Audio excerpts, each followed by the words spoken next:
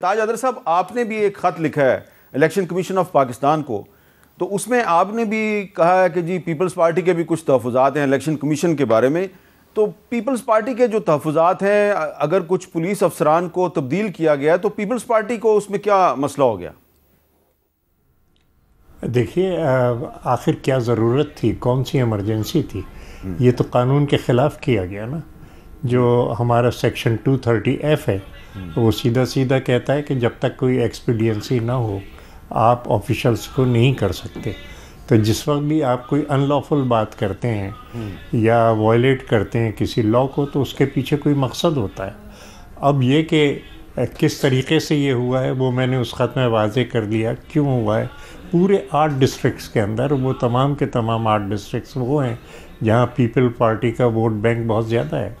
तो अगर इब्तिदा में ये किया जा रहा है तो फिर आगे चल के तो आप अंदाज़ा कर सकते हैं जो एक जिस जमात को लाने की कोशिश की जा रही है उस जमात को लाने के लिए बहुत बड़ी धांधली करनी पड़ेगी इलेक्शन के अंदर, और ये मजबूरी बन जाएगी उन लोगों को कि जो उस जमात को लाना चाह रहे हैं। और मैंने तो बिल्कुल वो ये भी उनको याद दिलाया चीफ़ इलेक्शन कमिश्नर साहब मोहतरम को कि आज जो PMLN के सिंध के सदर बनाए गए उनके ख़िलाफ़ पूरा एक चैप्टर हमने अपनी जो रिपोर्ट दी थी 2018 के इलेक्शन पे, वो पूरा का पूरा चैप्टर हमने जो था वो दिया था कि उन्होंने किस तरीके से मटियारी के ज़िले में जो था इन्फ्लुएंस करने की कोशिश की और दबाया चीज़ों को। लेकिन ये तमाम चीज़ें मैं कहना चाहता हूँ ये किसी एक शख्स की या उसकी बात नहीं, बहैसियत मजमूई अगर देखें आप तो जिस किस्म का सलूक किया जा रहा है सियासी अनासर के साथ, या जो हमारी बलूचिस्तान की बच्चियां जो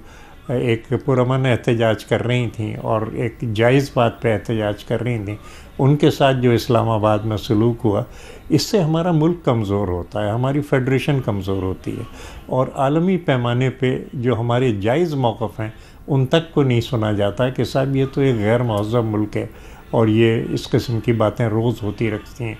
और ये एक ऐसा मुल्क बन चुका है कि जिसका कि में बेहतरी मुमकिन नहीं है। इस वक्त आलमी रायमा आपके लिए ये सोच रही है और फिर आपको बहुत कोशिश करनी पड़ती है आलमी रायमा हमवार करने के लिए। आपके ख़ुद अंदाज़ा है कि बिलावल भुट्टो ज़रदारी साहब किस तरीके से तमाम दुनिया में कितने मुल्कों के अंदर गए और जो हमारे जायज़ मौक़िफ़ थे उन पे दुनिया की सपोर्ट लेने की कोशिश की। जो तबाही हमारे मुल्क में आई थी उसको ठीक करने के लिए। तो बड़ी चीज़ ये है कि अगर आप आलमी राय आम्मा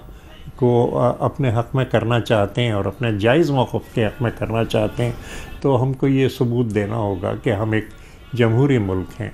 हम एक वेलफेयर स्टेट हैं, हमारे यहाँ आज़ादियाँ हैं।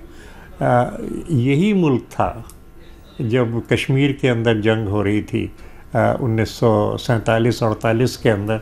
और हमने सिक्योरिटी काउंसिल से रेजोल्यूशन लिया इस तस्वावे राय आम्मा के लिए। हमारे पास कुछ भी नहीं था, लेकिन सारी दुनिया देख रही थी कि एक नया मुल्क बना है और वो नया मुल्क जो है वो अक़लियतों के बराबर के हुकूक़ की बात करता है, वो नया मुल्क जो है वो वेलफेयर स्टेट की बात करता है, वो एक जमहूरी मुल्क है, वो आज़ादियाँ और हुकूक़ उसको गारंटी कर रहा है। तो हमारा मुल्क बिल्कुल हमारे पास कुछ नहीं था, लेकिन आलमी राय आम्मा हमारी इज़्ज़त करती थी और हमने सिक्योरिटी काउंसिल से इस तस्वावे राय का रेजोल्यूशन लिया।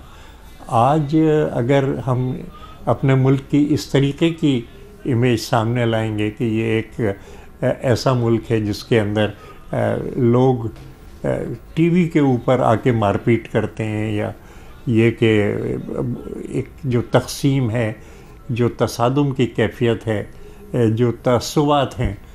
उनको अगर लेके चल रहे हैं, और अगर हम मुत्तहिद नहीं कर सकते लोगों को, और अगर हम उनकी जो अल्लामा ने लफ्ज़ इस्तेमाल किया अपने मैसेज में कि डिग्निटी, ह्यूमन डिग्निटी जो है उसको बहाल नहीं रख सकते, तो फिर हमारा हर जगह न सिर्फ ये कि अंदरूनी तौर पे हम कमज़ोर होते हैं बल्कि बाहर भी हमारे मौक़िफ़ जो हैं। यहाँ पे